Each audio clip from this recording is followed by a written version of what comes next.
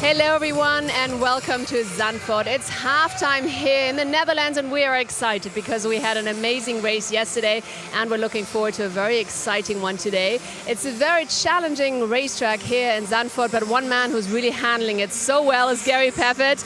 That is pretty amazing. 2 poles in a row, and yesterday you won, so let's see if we can do that in a row too. What's your feeling? Yeah, obviously we have a great chance starting from pole, and we have a fantastic car. The car's been great all weekend, and it was even better in qualifying today than yesterday. So really looking forward to the race, but we know it's always a tough race here on the car, on the tyres. Very easy to make a mistake and a high chance of a safety car. So a lot can happen, but we're in a perfect position and we've got a very good chance. And yeah, let's see what we can do. Really looking forward to it. Me too. Thank you so much, Gary. Best of luck for the race. And now to the commentator. Yes, Gary Pavitt has put himself in a perfect position to make it 2 out of 2 this weekend. He's done it with regards to qualifying. All he needs to do is do it with the race now, but 55 minutes plus 1 lap, and as he says, he's very grounded in that. A lot can happen here on this 4.3 kilometre circuit, which wends its way through the sand dunes here on the Netherlands coast. Welcome to Zandvoort. 13 turns, 4 of them left-handers, 9 of them right-handers. A notoriously difficult circuit, just 20 minutes or so from Schiphol Airport, on which to make an overtaking move. So thousands of spectators have lined the dunes. There are so many natural vantage points around this 4.3 kilometre circuit from which you can see some great race action, and that's what we expect. It was a challenging race yesterday, that's for sure, and as Gary has suggested, there's always a high possibility of a safety car. So we will see. The grid, as always, a packed place as the cars are about to get underway. It was very good from a manufacturer's point of view qualifying this morning because we have Pavitt, Eng and Rast representing all 3 manufacturers. Robin Freins had a torrid time of it, the local driver, because an electrical component problem during free practice and also in qualifying meant that he was not able to put himself as far up the grid as he would like to. So Robin Freins then unable to replicate the qualifying pace that he had yesterday, and some of our marshals really enjoying the sunshine and the sounds of Zandvoort here. This part of Europe having had a brilliant weather time of it. Timo Glock, his quality time of 1:31.233 then means that he's not as far up the order as he would like to be. So as we bask in the glorious sunshine here in the Netherlands, we're basking in glorious sunshine across this part of Europe and the UK as well. It's the Goodwood Festival of Speed, and the DTM is represented there by Frank Bieler and also Ricky Collard for Audi and BMW. Just shy of 200,000 people make their way to Goodwood every year, and Ricky Collard then, who often sits alongside us here in comms, putting the BMW M4 through its paces at this legendary place, and Ricky putting on a great show for the fans, as indeed so too did Frank Bieler. So you can see him there kicking up the dust and using every single centimetre of tarmac available to him.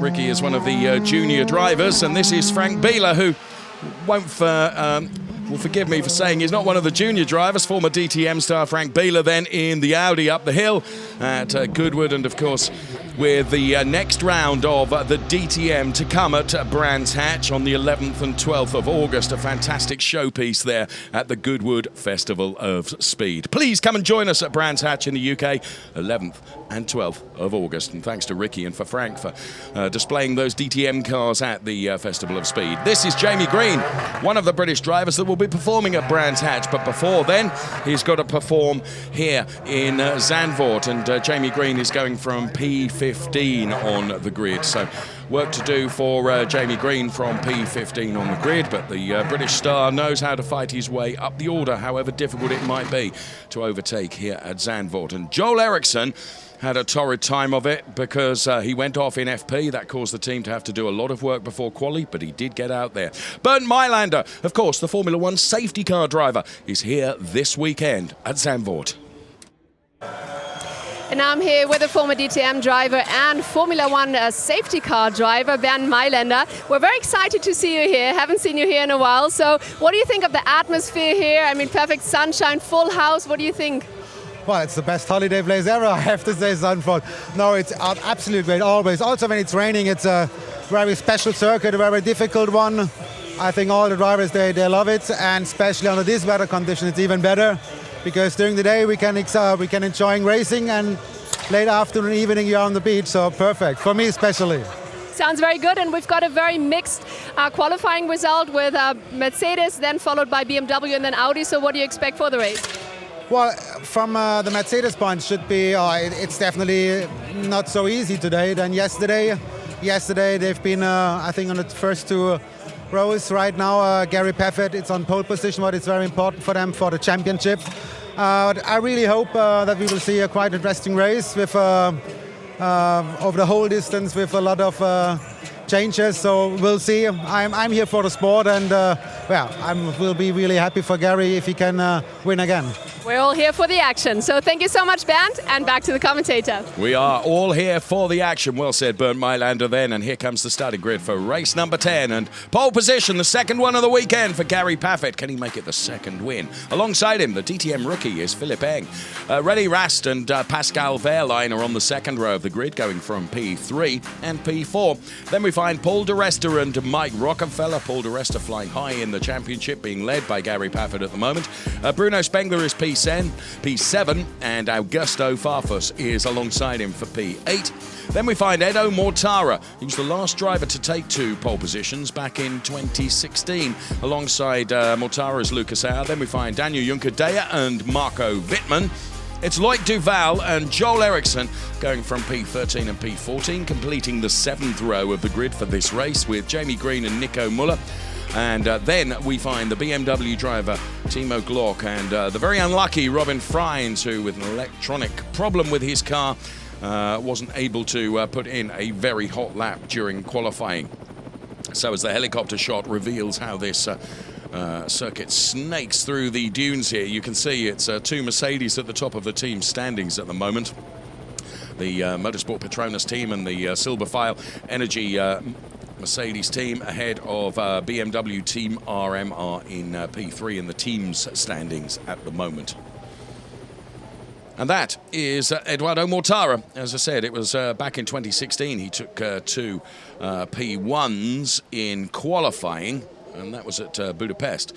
He won the race one, but didn't win race two. So he's replicated what Gary Paffett has done this weekend. Augusto Farfus, qualifying time of 1:39.42 gives him P8 on the grid for the Brazilian star Augusto Farfus.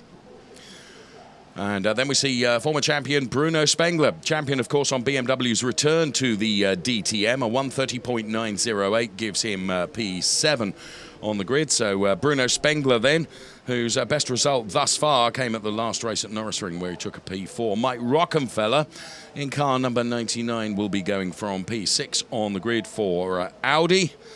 Mike has taken a podium P2 in the opening weekend at Hockenheim and hasn't been able to replicate that success for the rest of the season so far.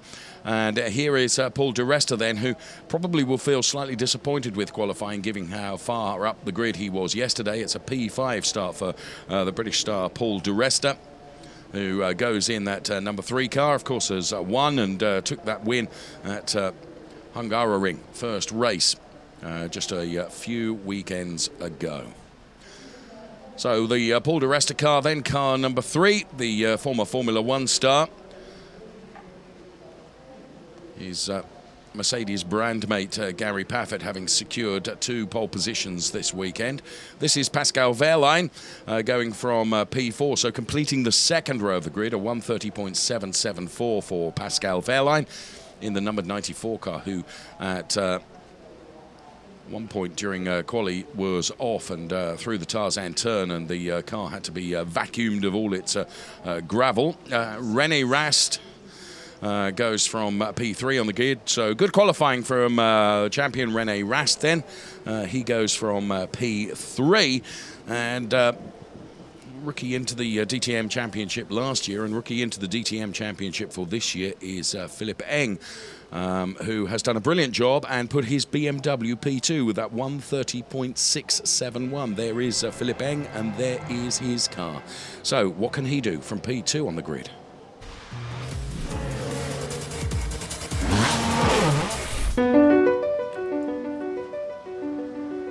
So this is Zandvoort, some 17,000 residents, 21 DTM races since 2001.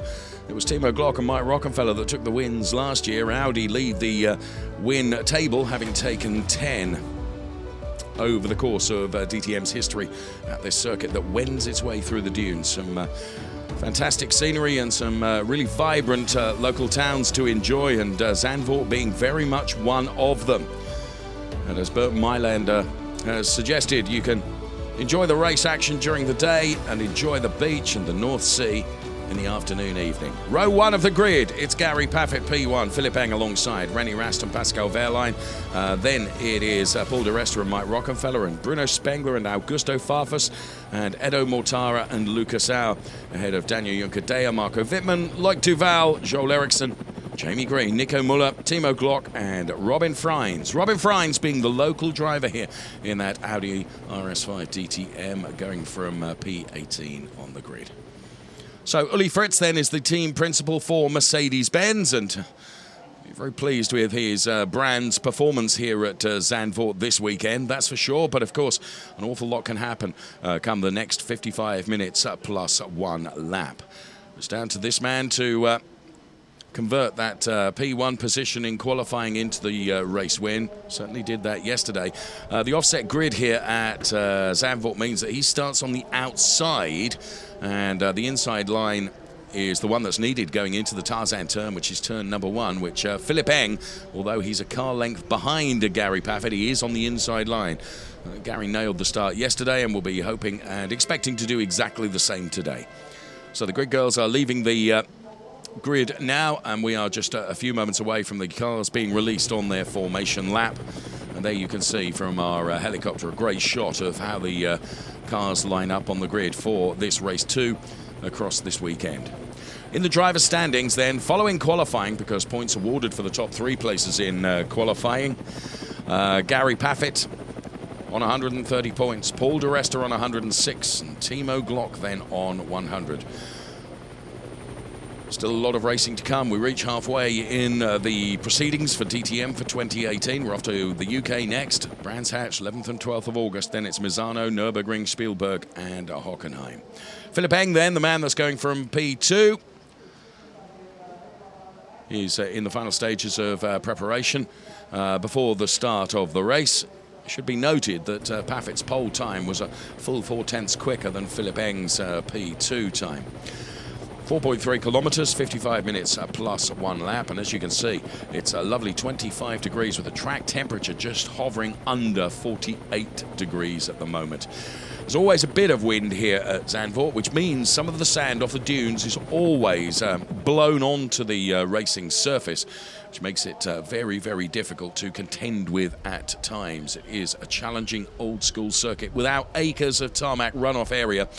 Lots of gravel traps, and if this track bites you, you stay bitten, it has to be said. Philip Eng then, that BMW driver going from P2 on the grid. He's had a couple of podium P3 places this season.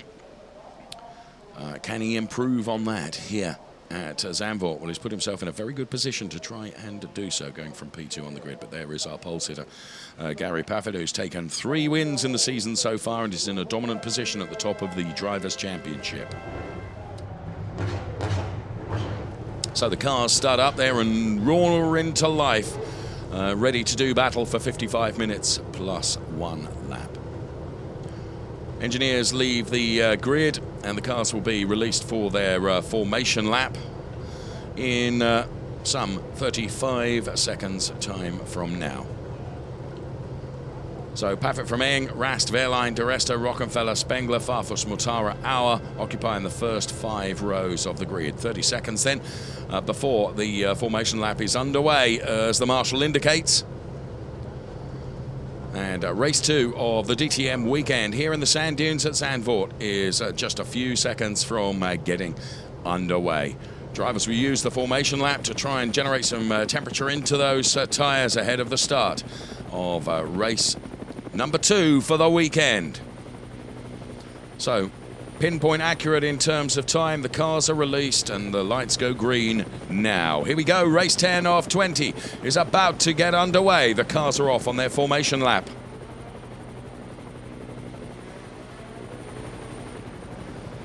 So through Tarzan turn, which is turn number 1, banked the right-hander, before you then head up and start to climb just a little bit uphill towards turn number 2. And then downhill for the left-hander, around by the paddock area here at Zandvoort. We're tracking the Gary Paffett car as he makes his way up now towards turn number 4, gently climbing uphill now, and as you can see, Gary weaving from side to side to generate some temperature into the tyres. Philipp Eng, the driver that will be starting alongside him.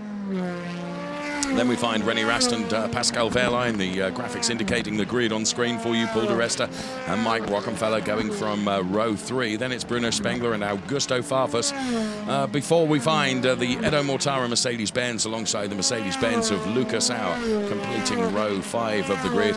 Daniel Juncadella, the Spanish driver, has Marco Wittmann for company on the 6th row of the grid, and on row 7 it's Loic Duval and Joel Eriksson ahead of Jamie Green, Nico Muller, and then Timo Glock and Robin Freins. This is Pascal Wehrlein, and that is Paul di Resta, Mike Rockenfeller, and Bruno Spengler. There as they cross one of the sector lines for sector 2 and head down towards what is the Audi S, this turn 10. We're on board the splitter cam with Gary Paffett then. Blipper throttle now heading up towards turn number 12. Uli Fritz for Mercedes-Benz, the team principal of the Mercedes-Benz DTM concern. Watches Gary come through the Auri Leyendijk turn, which is the final turn, turn number 13, which leads you back onto the start-finish straight. So formation lap very nearly completed, and the tension building in the Audi garage as well. So flicking out the back end of the car. Both Gary Paffett and Philipp Eng doing exactly the same, as they are guided by their race engineers to be absolutely perfectly situated within their grid box. So final revs of the engine then ahead of the start of this race, 55 minutes plus 1 lap, in with the BMW garages as well. And once Robin Freins is into position, we should get the green flag from the marshal at the rear to say that the start sequence can get underway. We will light up 5 red lights, and when the lights all go out, we will be away and racing. Stand by, DTM Race 2 here at Zandvoort is about to get underway.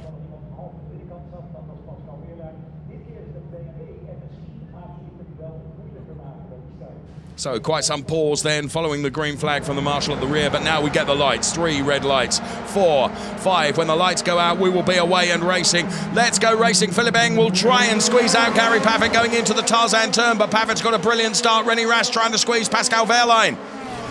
But a perfect textbook start from Gary Paffett means he converts that P1 qualifying position into the race lead, and does a great job from the outside of the grid, and is in P1. Timo Glock right at the back of the pack, as you can see, with Robin Freins just ahead of him and Nico Muller as well. Lucas Auer's got some company with Loic Duval and also Jamie Green and Joel Eriksson. Jamie Green squeezed out onto the grass there by Joel Eriksson, but manages to put the car back onto the tarmac all okay. So it's Paffett from Eng, then it's Rast, and then it is Pascal Wehrlein, as for the first time of asking, the cars make their way down to the back part of the circuit here, which offers some terrific views of the track as it unwinds through the dunes here at Zandvoort. And already Paffett building up quite a lead over Philipp Eng. Bear in mind the drivers have a mandatory pit stop to take during the course of the 55 minutes plus 1 lap. They can take it whenever they like during the race duration, but every driver has to come in. So Paffett really stretching his legs, and he's so quick. He's almost a second quicker through the sectors so far than Philipp Eng, and you can see that play out on the screen because the gap that Gary Paffett has at the front is extraordinary. On board with René Rast we were momentarily, as he's chasing down the Philipp Eng car, which is running in P2. But it is notoriously difficult to overtake here at the Zandvoort circuit, and René Rast decides to pit very early on. So coming in before even 1 lap is completed. So now we go back to the order of Paffett, Eng, and then it's Pascal Wehrlein who's elevated into P3. Nico Müller chooses to come in as well to take his mandatory pit stop. So what René Rast is hoping to be able to do here is undercut those like Philipp Eng ahead of him when they choose to come in for their mandatory pit stop. So Rast and Müller are the first to come in and have the tyres changed. Good stop there from the René Rast team, 7.1 seconds from Audi Sport Team Rosberg, but 6.3 for Nico Müller. So the AB team doing a good job with the Nico Müller pit stop. So they're back out now, and of course we'll have clear track ahead of them, as indeed has Gary Paffett. Of course, all cars have DRS available to them, but as I was saying to Milan Doncha that was alongside us in comms yesterday, DRS here at Zandvoort, probably one of the more least effective tracks, if you like, for a DRS, because overtaking is so jolly difficult. So they're queuing up behind Philipp Eng, who is in P2. As you can see, he's got Pascal Wehrlein and Paul di Resta and Bruno Spengler for company, just ahead of Mike Rockefeller, Augusto Farfus, Edo Mortara, Marco Wittmann and Daniel Juncadella. The Spanish driver rounds out the top 10 in the race so far. So Wehrlein now, off the back of the Aeri Lyondike tyre, and will try and get close enough to Philipp Eng. Philipp Eng protects the inside line. Pascal Wehrlein's going to have to be brave and do it all the way around the outside of the Tarzan turn. A lock-up from Philipp Eng if Pascal Wehrlein can get underneath him now, potentially, but he's not able to do so because Philipp Eng makes sure the door is firmly closed. Daniel Juncadella has come in for his mandatory pit stop. But you can see the two Mercedes-Benz cars are champing at the bit to try and get past the BMW of Philipp Eng, but at the moment they are being denied. So Philipp Eng doing a good job in terms of defending his P2 position. Daniel Juncadella will rejoin now. René Rast, of course, been in for his mandatory pit stop, and his tyres should be up to temperature now. Until the rest of the cars have done their mandatory pit stop, we'll see whether the undercut that they've tried to do with René Rast to put him ahead of Philipp Eng has worked. This was Wehrlein then, and that was the lock-up from Philipp Eng, but good control from Philipp Eng. I thought he might run wide here, which would have now would have allowed Pascal Wehrlein to get underneath him, but it didn't happen that way.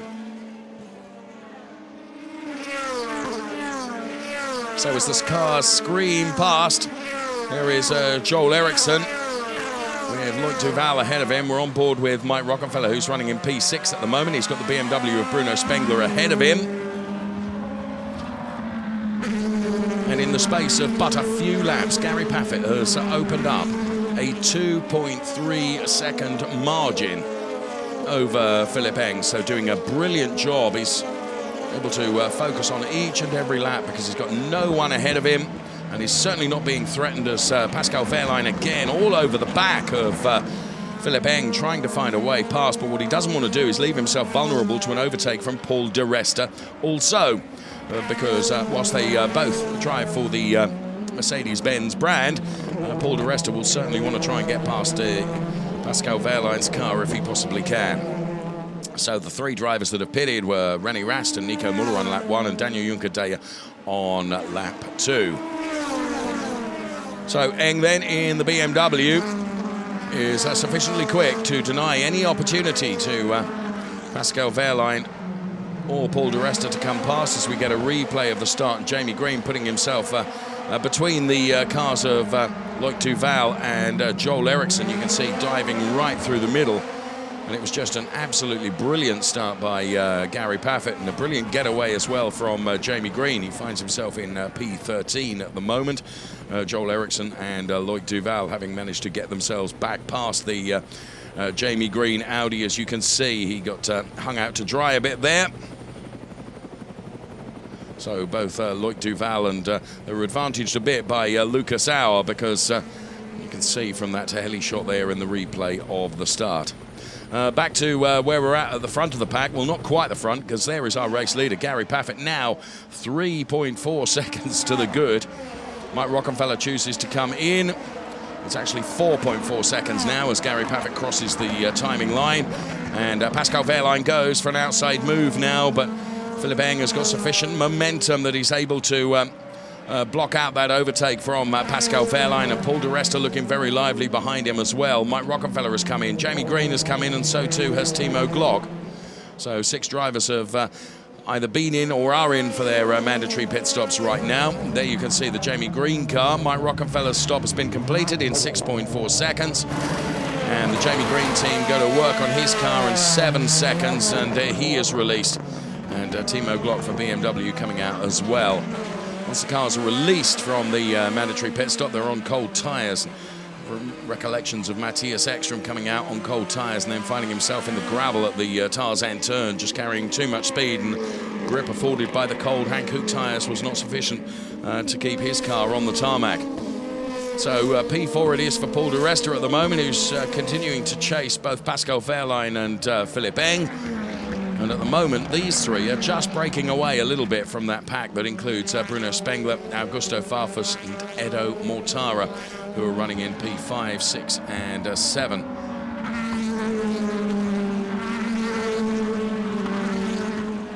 So on the back of that pack, running in P12 at the moment is Robin Freins, the local driver who had that electrical failure. And in comes Paul di Resta now, so too Bruno Spengler. So the HWA team will go to work on the Paul di Resta car, and the RBM team for BMW on Bruno Spengler. So in then Paul di Resta. We run the clock on the di Resta car.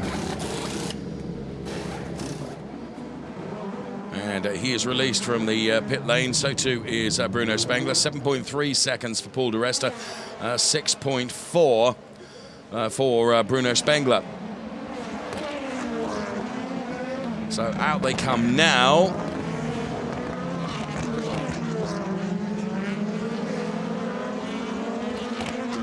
And this is René Rast, who of course pitted very early on, out on his own, leading the pack of cars that have been in for their mandatory pit stops, ahead of Paul di Resta. So the race order then, Parfit Eng, then it's Wehrlein, Farfus and Mortara. And this then, a very brave move from the number 23 car of Daniel Juncker-Deyer all the way around the outside of the BMW of Bruno Spengler, because Bruno Spengler is on cold tyres and gets mugged by Mike Rockenfeller and potentially Nico Müller as well. Told it's like driving on ice until those tyres have got up to their operating temperature. Can Nico Müller manage to get past the BMW as well? Bruno Spengler has probably generated sufficient temperature into those tyres now to hold off the charge from the Audi driver Nico Müller, who found himself in the wall yesterday. But no, here comes Müller going into turn number 10. Good move, he does make it work. So great overtake there from Nico Müller, who does manage to put himself ahead of the Bruno Spengler BMW.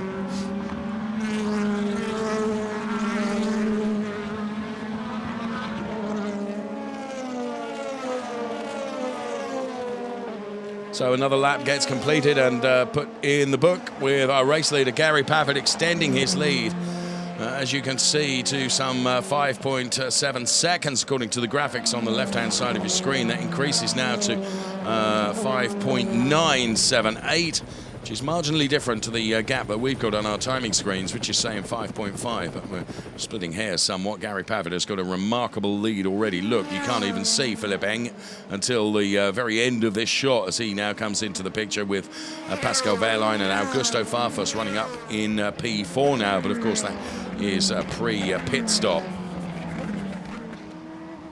So Pavitt then, the leader, and as you can see, he's some 35 seconds ahead of René Rast, and that's with regards to the pit stop. So he's got 35 seconds of margin within which to come in and do his mandatory pit stop before the challenge from René Rast. Where the challenge will come, of course, will be that René Rast will be on tyres that are up to temperature, and Gary Pavitt will be on cold tyres. But as we saw yesterday, he certainly knows how to drive the car on those cold tyres and prevent any overtake from those cars behind him. Marco Wittmann then comes in for his mandatory pit stop now, which means that we have 8 of the cars that have been in.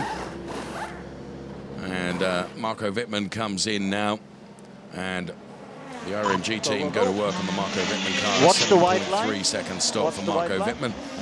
who had a great time of it at the last round of DTM at Norris Ring, where he took a P3 and also a win. So he comes out just alongside Mike Rockefeller and ahead of Nico Müller, but Müller should be able to go round him with no problems whatsoever because, of course, his tyres are perfectly okay and up to temperature following his stop on the first lap of the race.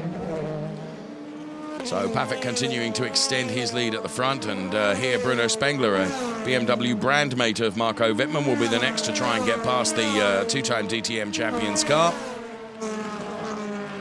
And at the moment, Marco Wittmann seems to be able to drive that car really well and defend his position, and making it very difficult for Bruno Spengler to find a way by. It's notoriously difficult here at Zandvoort to inch away past, that's for sure, and Marco Wittmann is not going to make it easy for him.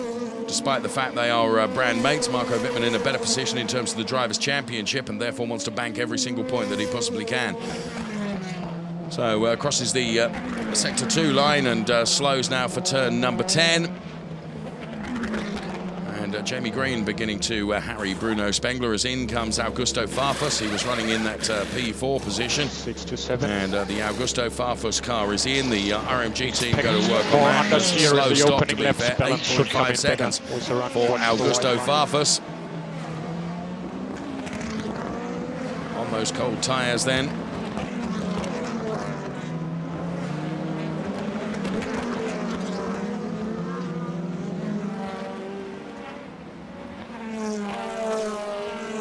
So Augusto Farfus returns to the track. And Bruno Spengler now under real pressure from Jamie Green. A little touch between the two of them as Jamie Green going through turn 3 tries to get the better of Bruno Spengler. Absolutely welded together here, the BMW and the Audi. The BMW bank car of Bruno Spengler. And then the Hoffman Group all-orange Audi of Jamie Green. Jamie really trying through turn number 3 to get the better of Bruno Spengler, but it was denied in the end, and there was a touch between the two of them. Certainly nothing malicious. Just real race action from DTM here at Zandvoort. So for the moment, Spengler is able to see off the charge for Jamie Green. So as they head into the next turn, Jamie Green again gets ever closer. As in now has come Philipp Eng. This needs to be a good stop. Not the quickest in the world, it has to be said, but Philipp Eng in 7.4 seconds from the RBM team. And is back out now, but back out on cold tyres. So there is De Resta, there is Philipp Eng weaving from side to side with Daniel Juncadella right behind him. And he makes the car as wide as possible to try and protect his position through turn number 3, but he'll fall prey surely to the Mercedes-Benz of Daniel Juncadella and also potentially to the Audi of Mike Rockefeller as well. So Rocky trying to find a way past. As we've said and repeated, it's really difficult here on this undulating nature of the circuit here at Zandvoort to try and find a way through. And Mike Rockefeller has so far been denied. Will he make a move, try go past going into turn number 10 or even before then? And so Rocky all over the back of the car, and Nico Müller also wanting to take advantage as race leader Gary Pavic comes into the pit lane now. Had a huge margin over anyone else, and therefore, as the HWA team don't do a particularly quick stop for Gary Pavic, he should have enough in hand as he comes out of the pit lane now. The trouble will be with René Rast, and Rast then, the strategic move from Audi means that Rast gets ahead of Gary Pavic. Rast on tyres that have been brought up to temperature. Bear in mind, came in on lap 1. Gary Pavic leaving it much later to come in and built a huge margin of time, to be fair, between himself and Philipp Eng. And there is Paul Di Resta. Now, Di Resta also has been in and had his tyres changed, so he'll try and reel in the Gary Paffett car ahead of him. And there is the Daniel Juncadella car before we get back to Philip Eng now. And on board with Mike Rockefeller, who continues to be held behind the Philip Eng BMW. And Robin Freins, who's had a torrid time of it today with an electrical or electronic component failure in his car. It looks like the car has failed once again. So Robin Freins then is potentially going to be out of this race. So heartbreak for the local driver Robin Freins, who has to park up the car. So René Rast then is effectively the race leader. And then it's Gary Paffett, and then it is Paul Di Resta. So yellow flag then through that section of the circuit, which is turns 10 and 11. Just wondering where Robin Freins has put that car, whether it's far enough away to prevent any problems. Sure enough, we've got a green flag already, so the Robin Freins car will have been taken to safety. So the strategy from Audi with regards to René Rast, clearly the right one at the moment. But we know what pace Mercedes-Benz has got here. But bear in mind, René Rast doing a good job in qualifying as well with pace, that's for sure.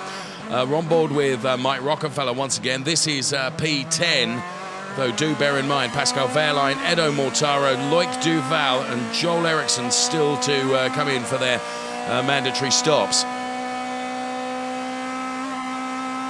A great sound and shot there being on board with Mike Rockefeller. So we go back to having that yellow flag in the turn 10 section, the Audi S section of the track, which is one of the places where we have seen some overtakes. Well, clearly that's not going to happen with the yellow flags being shown in that particular section of the circuit. And we're on board with René Rast then. And there is Gary Paffett and Paul Di Resta. And this is where it all happened then. So Paffett out of the pit lane, absolutely powerless to do anything about the hard-charging René Rast, who of course had come in on lap 1. The advantage might come, though, to Paffett towards the end of the race, when of course he will have significantly fresher tyres than René Rast. So at the moment, Rast is trying to bank as much time as he can. He's 2.3 seconds to the good over Gary Paffett at the moment. Still Mike Rockefeller behind Philip Eng, and so too Nico Muller. Jamie Green remains behind Bruno Spengler. It was through this turn, Tarzan turn, that Jamie had a go at Bruno Spengler a couple of laps or so ago, but was unable to get past. 35 minutes plus 1 lap of the race remaining, so an awful lot can still happen between now and the checkered flag. So Wehrlein, Mortara, Duval and Eriksson are those that have not pitted yet, and Jamie Green now has really turned up the wick on Bruno Spengler, virtually welded together as he goes every which way behind the Bruno Spengler BMW to try and provoke a small error from Bruno Spengler. It's all it would take, and then Viper-like Jamie Green would be through. But wherever he places the car to try and make a move on Bruno Spengler, Bruno is wise to it and is defending very, very aggressively as well, which is his right to do to protect that position. And Jamie got to find a way past, and at the moment has not been able to do so. So that is just how close they are getting. A couple of turns left. I wonder whether Jamie will maintain his closeness to the BMW around these 2 turns and then set up another move potentially going into turn number 1, the Tarzan turn. Let's see if that happens now. DRS gets opened on the Jamie Green car. Right on Bruno Spengler. Let's follow them into turn 1. Again, Bruno Spengler is just able to put the car right in the middle of the track and deny Jamie Green the opportunity to go inside or outside. And you can see on the pit wall how that is being discussed. Wherever Jamie tries to find a way past the BMW, it's just not happening at the moment. And Lucas Auer is lurking behind. Incidentally, Pafford has just set the fastest first sector of anyone in the race with a 40.577. Comparing that to the René Rast first sector, it's a full 0.3 quicker.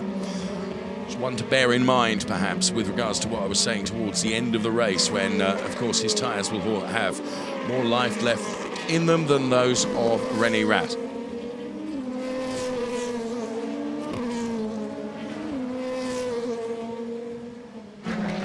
So, Jamie Green then. This is the battle which will eventually play out for the final points-paying position once Wehrlein, Mortara, Duval and Ericsson have gone in for their mandatory pit stops, because Spengler at the moment is P14, Jamie Green is P15, but we have, as I say, 4 of those cars to come in for their mandatory pit stop yet, and very, very disappointed Robin Freins then, who has the walk back to the paddock. Such a shame. The local driver that finished P5 yesterday is not going to finish the race, as Daniel Juncadella has managed to hold off Philip Eng for lap after lap after lap, and there is the Robin Freins car, which is taking no further part in the race today. So Daniel Juncadella running in P8, which of course will be P4, and then Philip Eng came in on lap 9 for his mandatory pit stop, which didn't really work. People work on the strategy and when to pit and when not to pit. Audi very much rolling the dice with René Rast coming in on lap 1, as now side by side go Philip Eng and Daniel Juncadella. And Philip Eng does manage to put himself past Daniel Juncadella, and so too in that overtake. It left the door open for Mike Rockenfeller to come through as well. So Danny Juncadella losing out on 2 places. Could it be 3? Because Nico Müller is also looking pretty lively behind the Mercedes of Daniel Juncadella. But now you can see Philip Eng and Mike Rockenfeller have been released from the Daniel Juncadella car. They are able to escape up the road, and it's Nico Müller and Augusto Farfus and Marco Wittmann lining up behind the Daniel Juncadella Mercedes now. Nico Müller with the inside line going towards turn number 1. So too Augusto Farfus and also Marco Wittmann. So Daniel Juncadella on the outside now, but that becomes the inside for the next turn. If he's able to remain absolutely committed here, he might be able to squeeze out Augusto Farfus, but he's unable to do so. So Augusto goes through. Is Marco Wittmann going to have the same luck? Going to have to be brave here, where you can so be squeezed out onto the dirt, but Marco Wittmann goes through on Daniel Juncadella as well. So Daniel Juncadella losing out on a huge number of places then, as they all go past him. So the number 23 Daniel Juncadella car, of course, took his podium at the Norris Ring in race 2, and this is how close Philip Eng and Daniel Juncadella got. There was a little nerf there from Philip Eng. Nothing intentional. It was just, as you can see, he ran a bit wide and caught a bit of the dirt, and that meant that the car just running into the side of Daniel Juncadella's Mercedes-Benz. So on board with Mike Rockenfeller now. Edo Mortara, incidentally, has come in to take his mandatory pit stop, and we're on board now, the rear-looking camera, as Edo Mortara comes in for his mandatory pit stop now. So the team go to work on replacing the Hankook rubber, and in 6.8 seconds, which is one of the better Mercedes times we've seen for a pit stop, Edo Mortara is released back onto the racetrack.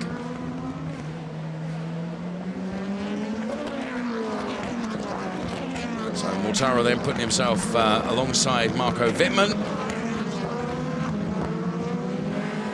And right behind Edo Mortara now is going to be his fellow Mercedes brand mate, Daniel Juncadella, as you can see.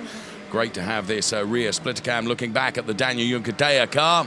We're on board with Edo Mortara making his way through turn number 3, climbing uphill now, the long stretch down towards the turns 4, 5, and then turn 6, right at the back end of this roller coaster circuit here at Zandvoort. So the nominal race leader now is Pascal Wehrlein, but he is at the head of a 3-car pack which has got to come in for their mandatory stops. Pascal Wehrlein, Luc Duval and Joel Eriksson. Now, is this going to help Jamie Green in his quest to try and find a way past Bruno Spengler?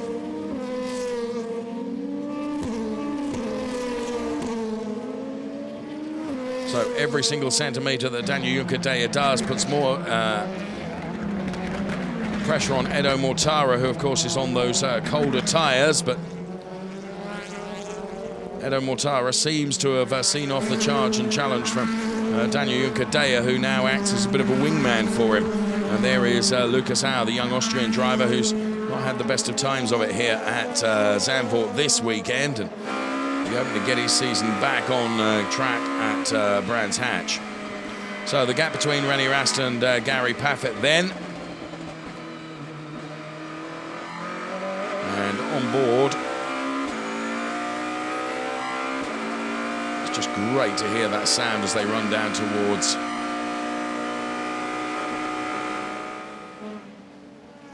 the next turn. Love being on board and love seeing those shots and hearing the sounds of the engines.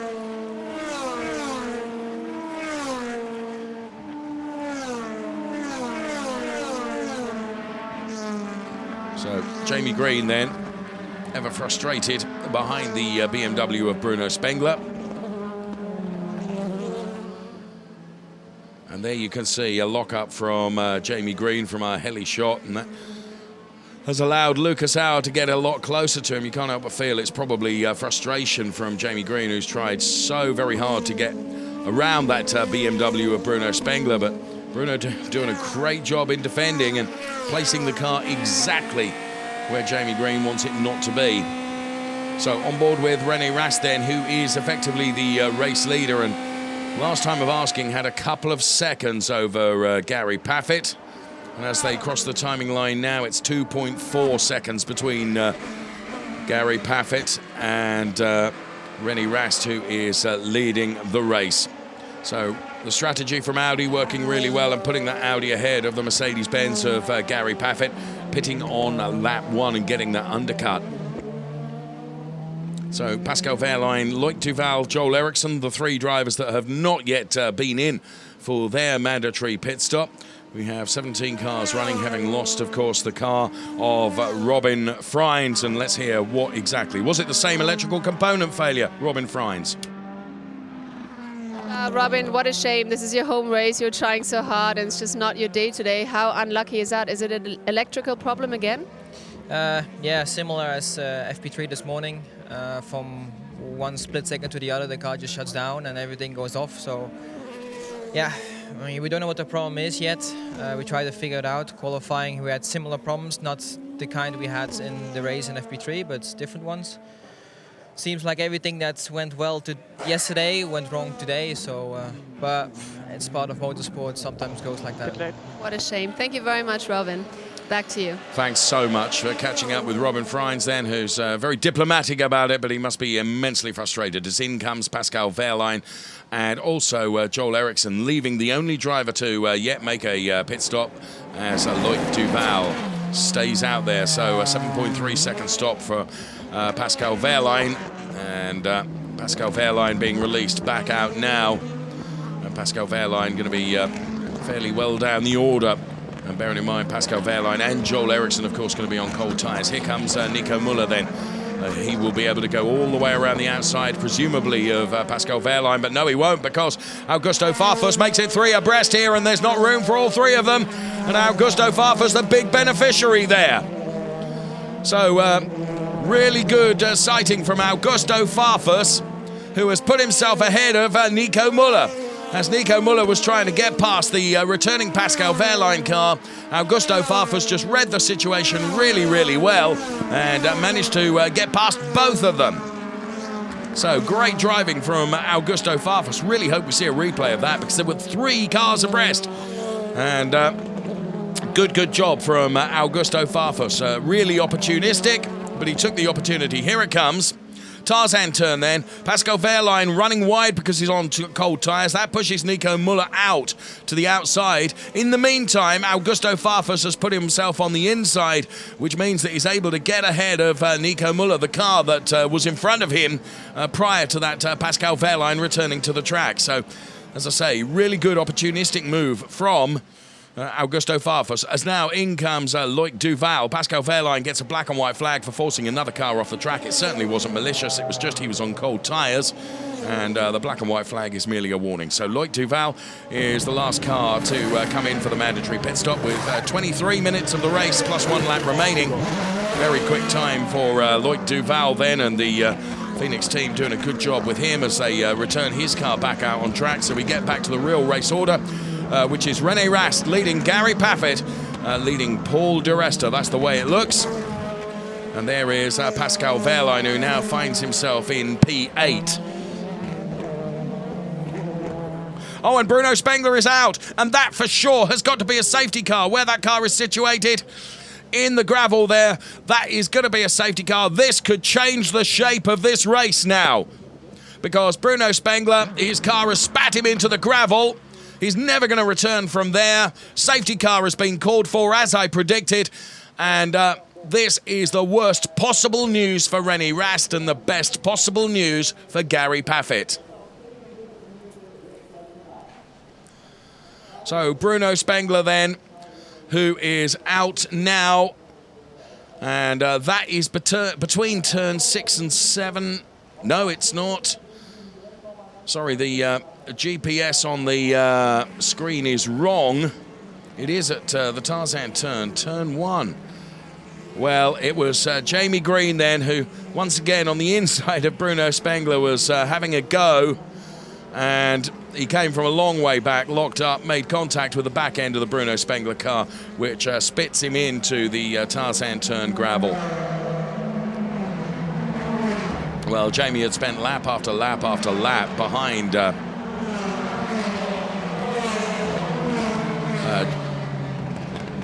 Bruno Spengler, and the frustration was clearly too much. You see Timo Glock coming to the pit lane. Just saw that from the top of that picture. Sure enough, we're on board with Timo Glock. Is this going to be a race retirement? He's been in for his mandatory stop. And that will be a great shame if Timo Glock is out. No, going to come in for another set of tyres whilst the safety car is out.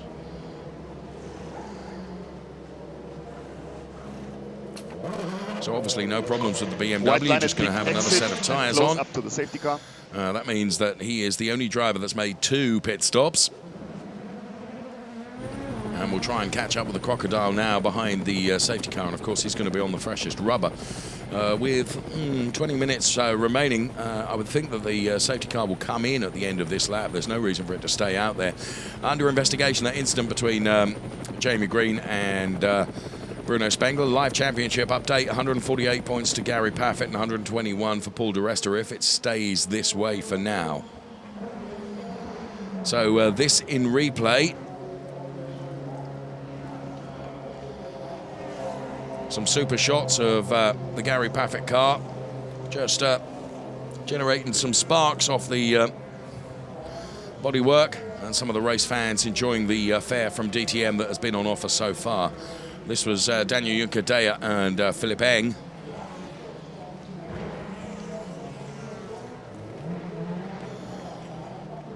So no word yet when the safety car is coming in. Well, the Bruno Spengler car has been recovered. So there should be no reason why the safety car's time on the circuit is elongated. But of course, we'll go to an IndyCar-style restart where they'll go side by side, which so often really changes the shape of the race. So safety car's going to be out for at least one more lap, as we can see, as it crosses the timing line and completes another lap then, with just under 20 minutes plus one lap of the race remaining. Also in is Daniel Juncadella. So Daniel Juncadella making his way down the pit lane. Also going for a fresh set of tyres. So it's Timo Glock, Daniel Juncadella, and Bruno Spengler has also been in as well, given that his tyres will be covered in gravel and sand following the excursion into the Tarzan turn runoff area. Safety car will be in at the end of this lap. The cars will line up side by side for the Indy-style restart. And Gary Paffett will feel that perhaps here is an opportunity for him to regain that race lead. One of the features of the DTM we absolutely love is this IndyCar, Indy-style restart, where they go side by side. There is the restart grid on the left-hand side of your screen. It's going to be Rast and Paffett. Then it's going to be De Resta and Eng, Rockenfeller and Farfus, then Muller and Wehrlein. And the rest of the order, as you can see, as they will line up side by side. So Rennie Rast will be on the inside, Gary Paffett to the outside.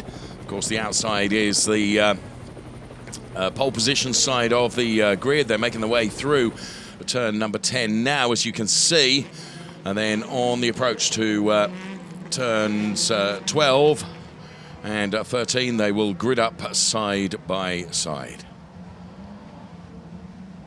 So some more excitement generated into this DTM race, the second race of 2 this weekend. The safety car from the Arie Luyendyk turn will peel off into the pit lane. And then it will be Gary Paffett alongside Rennie Rast, Paul De Resta, Jamie Green, Mike Rockenfeller, Augusto Farfus. The cars could not be closer together.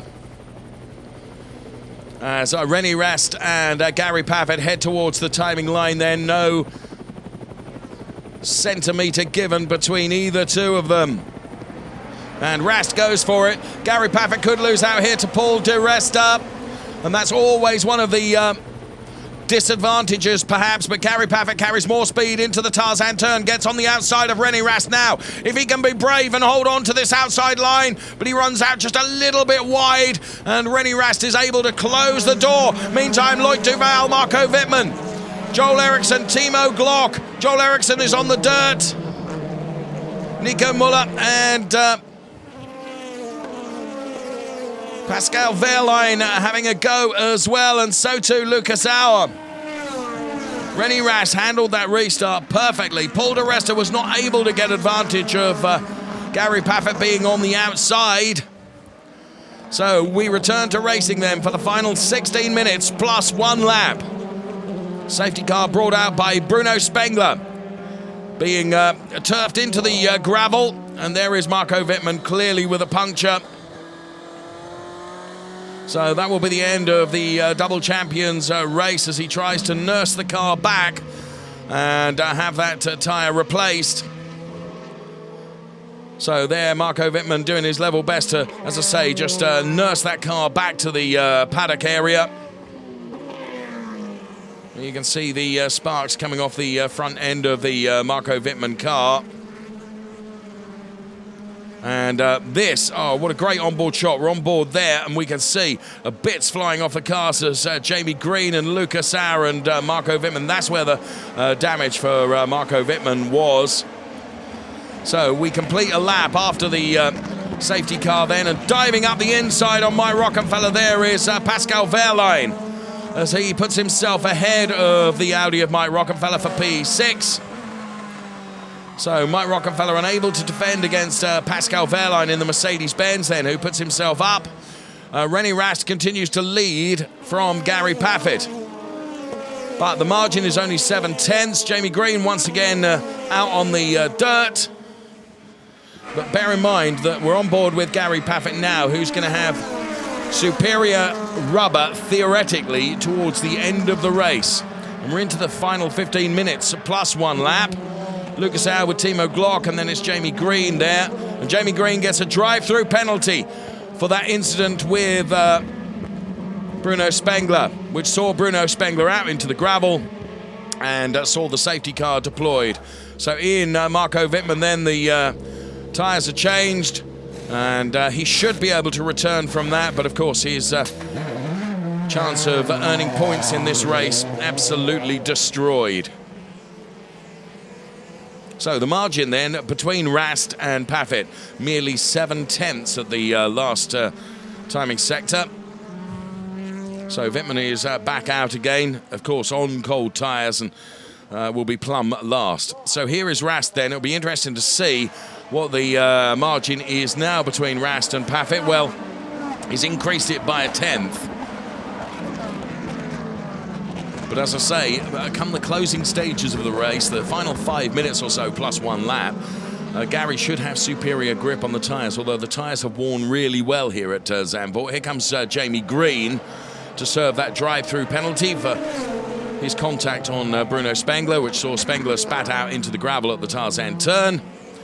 And this is the reason Jamie Green got that drive-through penalty. He had tried to get past Bruno Spengler, and it was just frustration, I'm sure. There was a lock-up, so it may well have also been a mistake. So he certainly came from a long way back. So Philipp Eng, Augusto Farfus, and Pascal Wehrlein running in P4, 5, and 6. And Mike Rockefeller trying to join into that party as well. Race leader goes through. There is P2, Gary Paffett. So Rennie Rast then 8 tenths ahead of the British driver Gary Paffett, who in a rich vein of form this weekend in both qualifying and the racing, just ahead of his home race as we head to Brands Hatch on the 11th and 12th of August. Please do come down and join us at Brands Hatch for what will be a fantastic weekend of DTM race action. So 8 tenths last time around. And, well, Rast has found another 10th. He's increased it to 9 tenths now. One more 10th and Gary Paffett will be out of DRS range on Rennie Rast, though, as I've said all weekend long, DRS not having that much benefit here at the Zandvoort circuit, where it is so tricky to overtake. So Rennie Rast then, who pitted on lap 1, and the strategy from the Rosberg team was to pit him before one lap had even been completed, which is what they did. And for the moment, it looks like that strategic move has been the right one, because he is leading the race and he's got 9 tenths over Gary Paffett at the moment. The Mercedes-Benz has had fantastic pace, and so too has the driver of the number 2 and the number 3 car, come to that, Paul di Resta, who's running in P3. So it's Audi. Then it is Mercedes. The big loser is Philipp Eng, perhaps, who is, of course, qualified P2, but finds himself in P4 and therefore off the podium at the moment. But still 11 minutes plus 1 lap of the DTM race to unfold in front of us on this 4.3 kilometre Zandvoort circuit.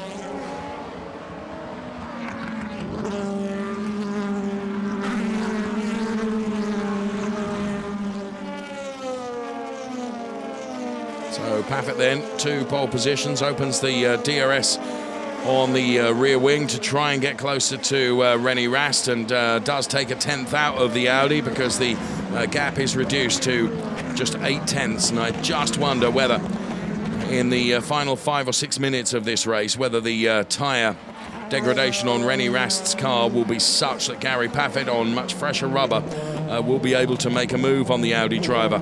He's certainly got a 10th closer to Rennie Rast now, and can continue to use the DRS now through the remainder of the 2 DRS zones on the track. 3 usages of DRS. Once you've opened it for the first use, you've got to use all 3, or you don't have to use them, of course. You can choose not to use them, but they will be voided from your allocation, if you like. Rast, of course, has got 12 DRS laps of availability, but he needs to be within a second of a car in front, and given that he's leading the race, of course, there's no one ahead of him, so he cannot use DRS to defend against Gary Paffett. So the live championship update on the right-hand side of your screen. If it stays this way, it will be 148 points for Gary Paffett, who go into his home round at Brands Hatch, leading the championship with Paul di Resta, P2. So 2 British drivers at the top of the championship as we head to Great Britain.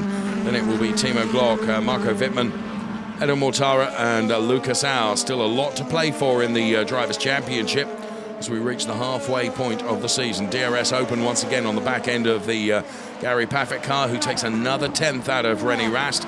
Are Rennie Rast tyres beginning to age and deteriorate enough for Gary Paffett to be able to make a difference here? So he started the race P1 and is currently running P2. Augusto Farfus then has got problems in the shape of Pascal Wehrlein right behind him, and Nico Muller has got the hard-charging Eduardo Mortara pushing him as Muller runs a little bit wide. There is Edo Mortara, there's Lucas Au, Timo Glock, Joel Eriksson, And in comes Mike Rockenfeller for another set of tyres. So, number of drivers that have been in 2 times. And Mike Rockenfeller, another one of those as he makes his way back out from the Phoenix pit garage. Mike Rockenfeller back out on track now with Loic Duval going around him. So Mike Rockenfeller gingerly takes the car around the track now to generate the temperature into the tyres. The margin and gap between Rast and Paffett remains at 7/10. So on board with Mike Rockenfeller now as he goes through turn number 3 and starts the roller coaster ride to the back end of the circuit in the Mike Rockenfeller Audi.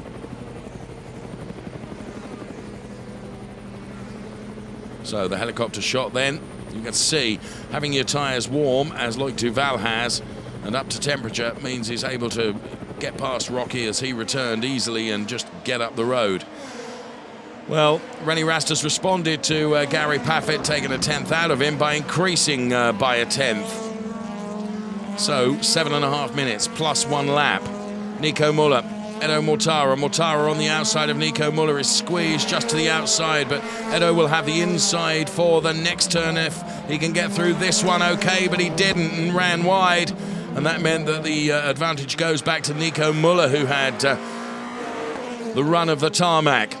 So Edo Mortara trying very hard off the back of the Tarzan turn to get around the outside of Nico Muller. Muller has run out of DRS, as you can see the red 0 indication on the left-hand side of your screen on the graphics.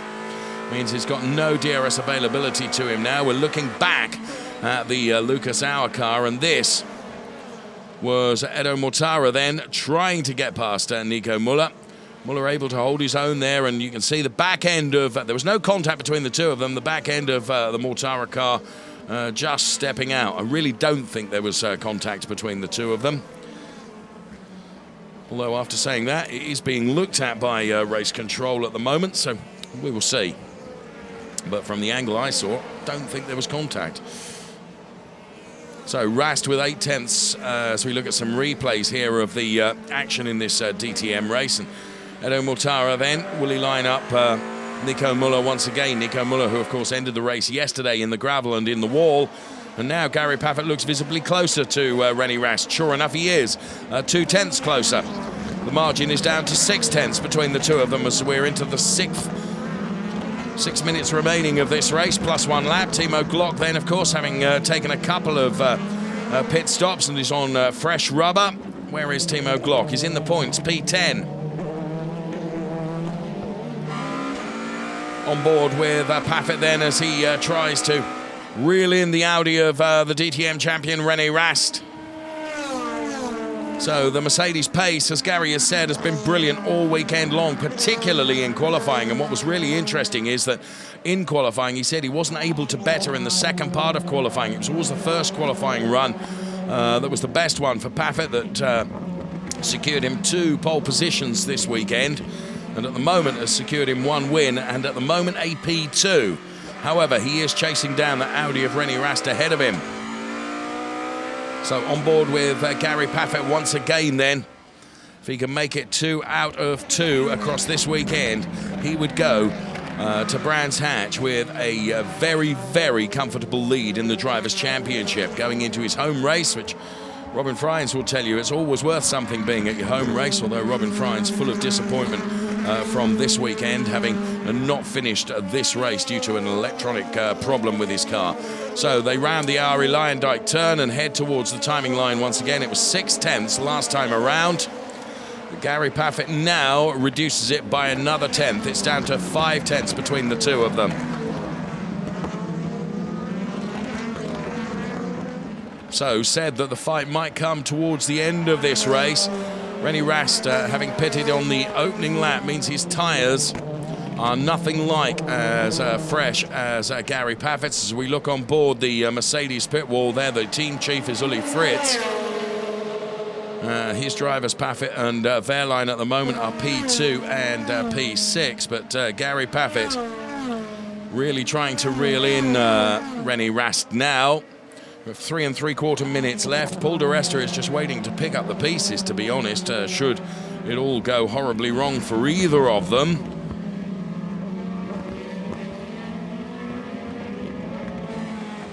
On board with René Rast now, our race leader then. Arno Zenzen, the Audi Sport Team Rosberg team chief. There you can see Arno. Just quietly contemplating the position that his driver finds himself in now. It would be Arno then that was instrumental perhaps in the strategic call to bring René Rast in right at the start of the race and pit him on lap 1. Well, is that going to pay off or is it not going to pay off? So now Gary Paffett reels in the René Rast car. This is a brilliant splitter cam onboard shot then as we head towards the Tarzan turn. The gap is down to 4/10 between our race leader and P2. Gary Paffett with a slightly wider line into the Tarzan turn. This is Nico Müller. And Nico Müller and Eduardo Mortara. So Edo Mortara all over the back end of the Nico Müller car. This is the fight going on for P7 at the moment, and the fight is intensifying for P1 as well. So whichever way we look in the closing stages of this DTM race, a race punctuated by one safety car for the Bruno Spengler car being stuck in the gravel. All to pay for, all to play for right at the very end of the race. So Edo Mortara then, with the Mercedes-Benz continuing to chase Nico Müller. Edo Mortara with 6 laps left of DRS availability, so he'll have more DRS availability than he can even use in the race, but still got to find a way past the Nico Müller car. 4/10 was the margin between René Rast and Gary Paffett last time around. So you can see under braking, Paffett getting ever closer to René Rast as we go on board with him now. René Rast just looking a little bit more ragged on the exit of the turns because his tyres have had to do the longest distance of anyone. So uphill now through turn 12. And that leads into turn number 13. And will Paffett line him up for the Tarzan turn going into turn number 1. We're on board with Timo Glock now, chasing down Luca Sauer as the lead cars go through that turn number 1. For the moment, Rast is able to hold on to this race lead. Gary Paffett P2, Paul di Resta P3, Philipp Eng P4, then it's Augusto Farfus, Pascal Wehrlein, Nico Müller, Edo Mortara, Luca Sauer and Timo Glock rounding out the points-paying positions.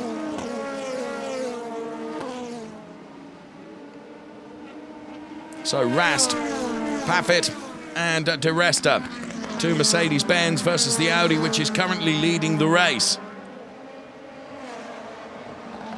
So the clock is continuing to count down at the top left-hand side of your screen. Do bear in mind there is 1 lap after the race duration has finished. It's always 55 minutes plus 1 lap.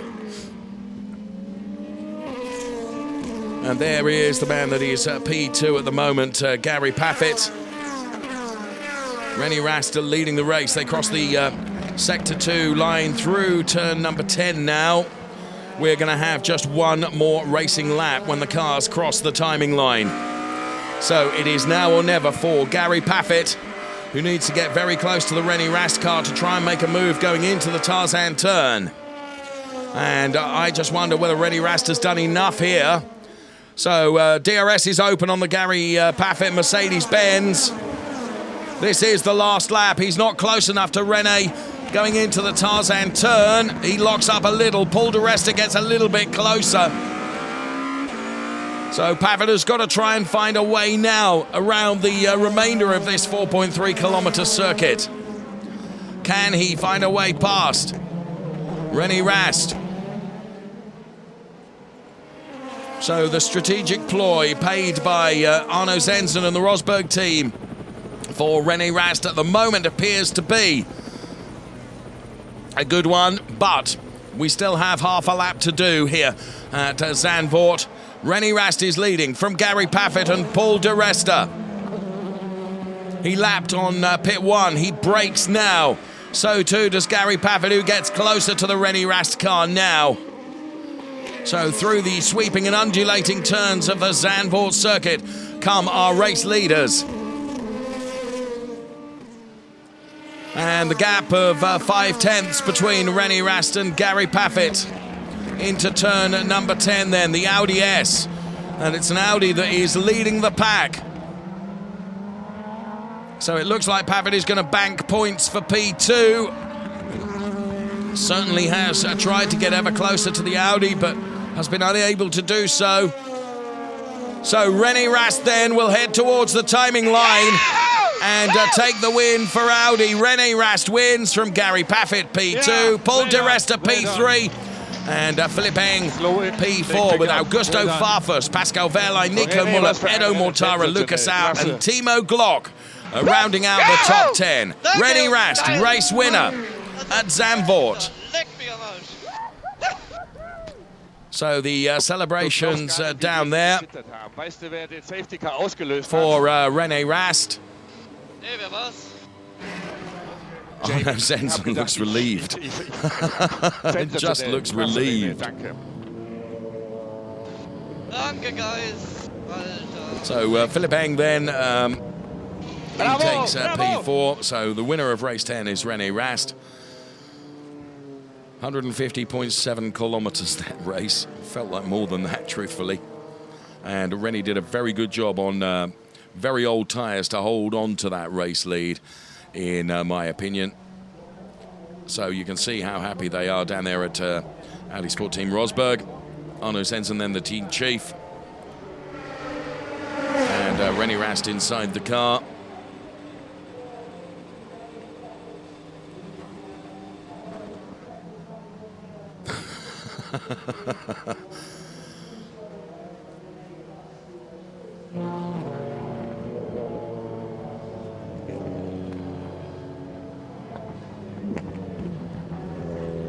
So Rast making his way back to the Parc Fermé area.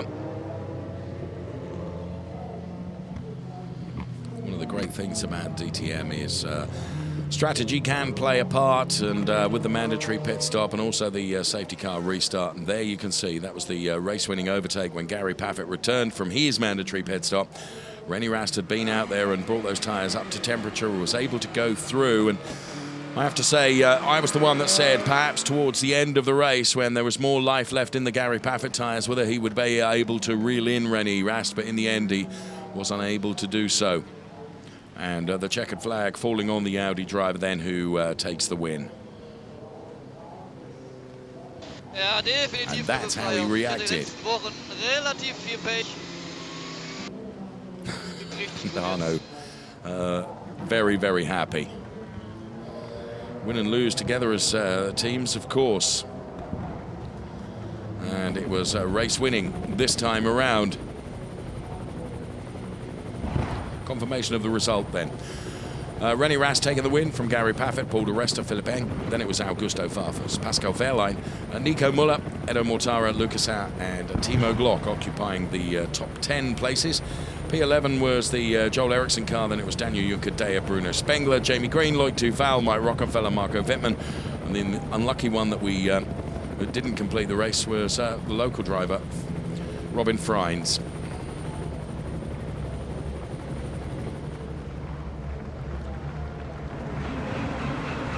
So René Rast then making sure he's got plenty of pickup as he heads back towards the Parc Fermé area. And he, the last one of the podium places to pull into Parc Fermé. In the driver standings then, 148 points for Gary Pavitt, 121 for Paul di Resta in P2. Two British drivers, P1 and P2, as we head off to Great Britain and Brands Hatch for the next round of DTM on the 11th and 12th of August. Please do come down and join us. So the cheers erupt for René Rast.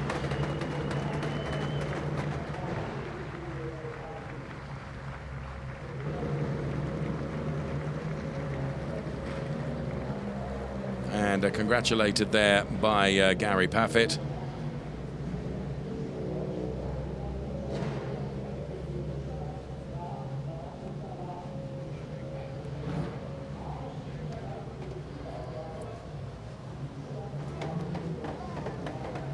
And René Rast then with the team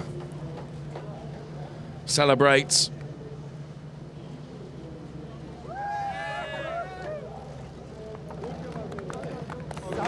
It's his first win of the season. And there is Arno Sensen.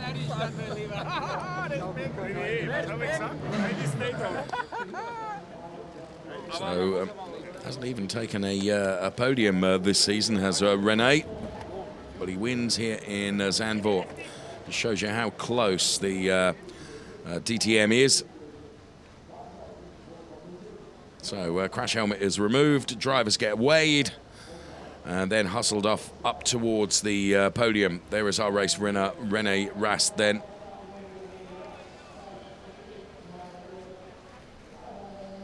Focus, of course, of the world's media on the 1, 2, 3 as well.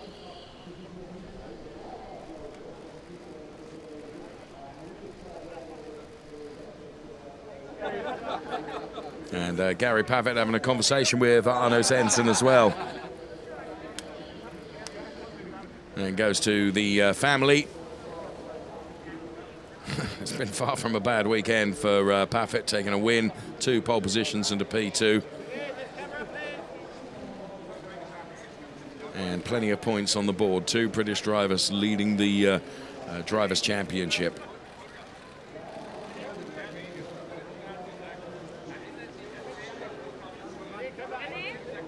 So René Rast then is the race winner for car number 33 and the Audi team. And there he punches the air with delight. The Rosberg strategy working.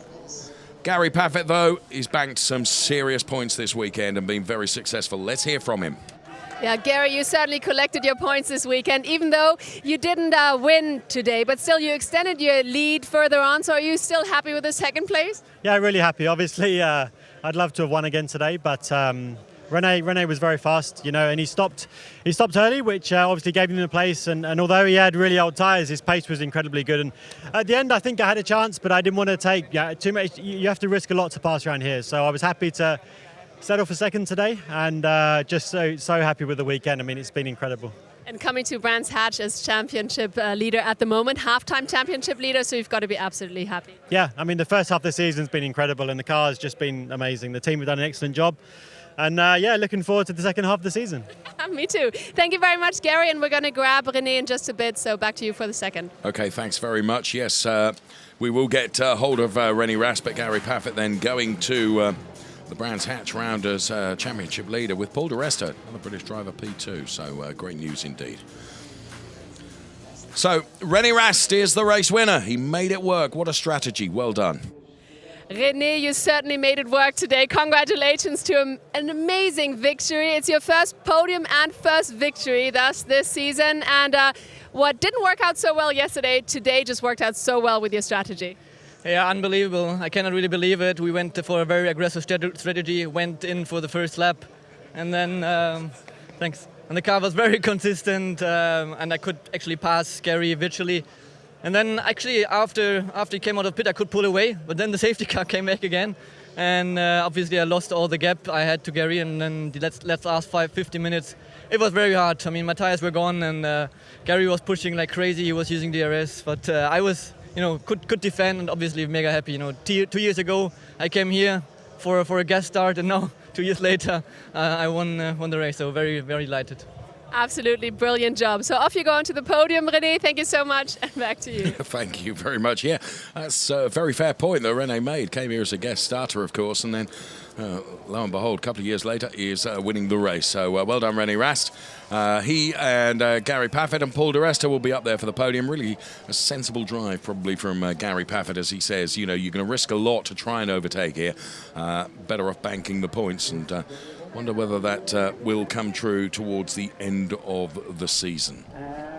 Well, we have a great deal of racing still to come to enjoy between now and then, but for the moment at half-time, as Verena has said, Gary Pavitt is the half-time champion, and we'll be heading up to the podium momentarily, and we'll be seeing René Rast and Gary Pavitt and Paul di Resta up there on the podium. So the Audi flags are flying for their success here at Zandvoort. So Brands Hatch, as I've mentioned more than once, is the next round before Misano in Italy. And then we'll be off to the Nürburgring, the Red Bull Ring at Spielberg, and then, of course, the season finale at Hockenheim in the middle of October. So a lot of race action still to come from the DTM. and some brilliant racing that we have seen thus far this year. Even on a circuit like Zandvoort, where overtaking is really, really challenging and difficult, we've seen some very, very entertaining racing. So great stuff from the DTM. So the cars lined up in Parc Fermé. The Audi then sandwiched by between two Mercedes-Benz cars. The order: Rast, Paffett, De Resta off the podium, but finishing P4, Philipp Eng. Then it was Augusto Farfus.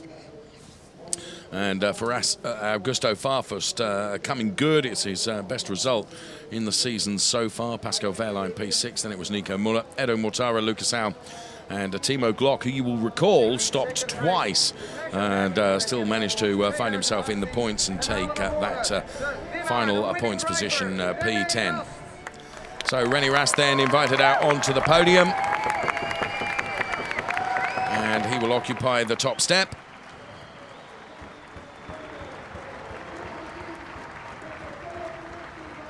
P2 then the British driver Gary Paffett, who will be, after the team are represented, will be up on the podium. And there is Gary then. What a weekend he's had. A P1, 2 pole positions, and now a P2 as well. And Paul De Resta, let's not lose sight of the fact that he has been on the podium twice this weekend, a P2 and a P3. So National Anthem will play out now for René Rast.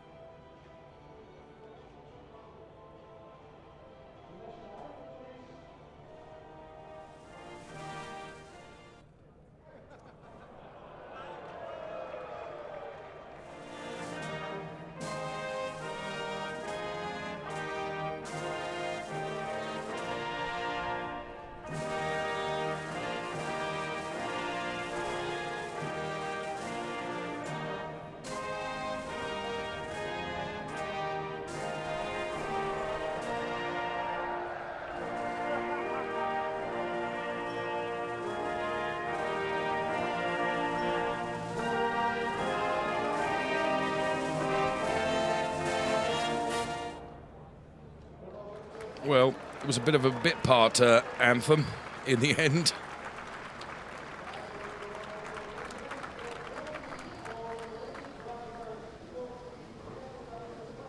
So trophy presentation time.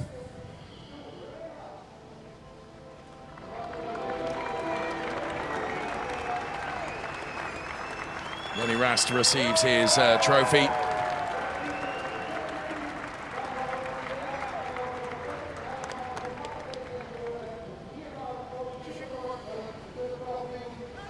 Patrick Huysman then makes the team's presentation.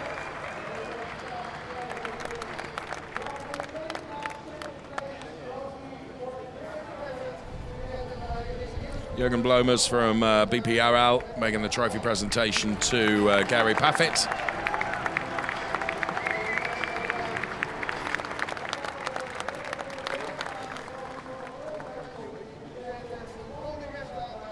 And Diana Eitberger making the trophy presentation to Paul De Resta.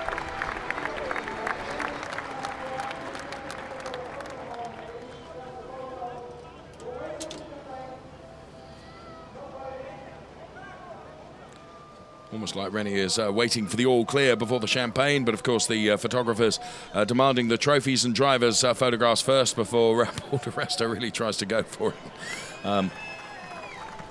Who's going to be quickest now? Paffett, I think. Of late, I have to say, the grid girls really have suffered at the hands of our DTM drivers in terms of being soaked in champagne. Well done to all three of them. René Rast, Gary Paffett, Paul De Resta then P1, 2 and 3.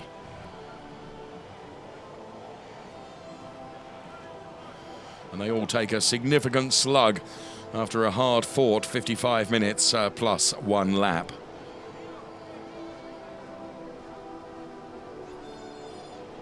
So, successful weekend here in Zandvoort with the weather playing its part, glorious weather conditions.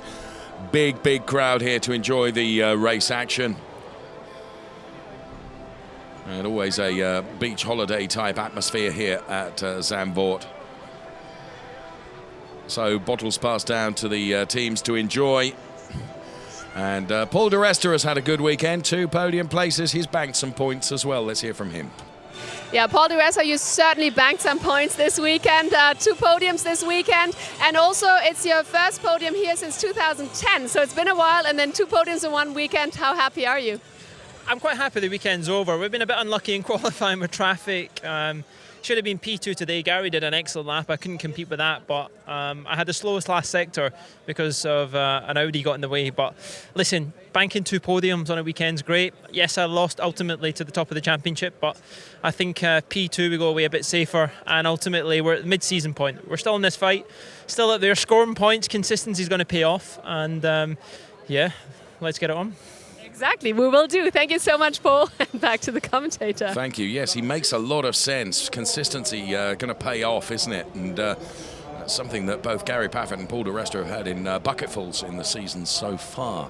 Only halfway in the season, though. A lot to happen, a lot of racing still to come as we see some super shots then of those poor trophy girls. Didn't really deserve to be steam cleaned by champagne this afternoon, but you know what? Seem to enjoy it. So René Rast wins for Audi here at Zandvoort. Gary Paffett P2 and Paul de Resta P3. We've reached the halfway point in the DTM season so far, and we're heading off to Great Britain for the next round of the DTM. All the information, of course, at dtm.com. Do make sure you check out the website. And please, if you are a UK-based person, please come down and see us at Brands Hatch, because I can promise you 2 thrilling days of race action from these fantastic cars from Audi, BMW and Mercedes-Benz as the DTM makes its return to Brands Hatch in the UK. But from the seaside here at Zandvoort, for now, we've had 2 thrilling races this weekend, and we look forward to seeing you at the next event of DTM at Brands Hatch. Thanks for watching. Bye-bye for now. It certainly has been a phenomenal race weekend here in Zandvoort. We all had a lot of race action. We all worked on our tans, and we certainly enjoyed this race weekend. And now we're looking forward to Brands Hatch, which is going to be in 4 weeks. So we're having a little break, but we're hoping to see you then, because it's going to be exciting, that's for sure. And now here are the highlights of the race. Do enjoy and see you very soon. Thank you. Bye-bye.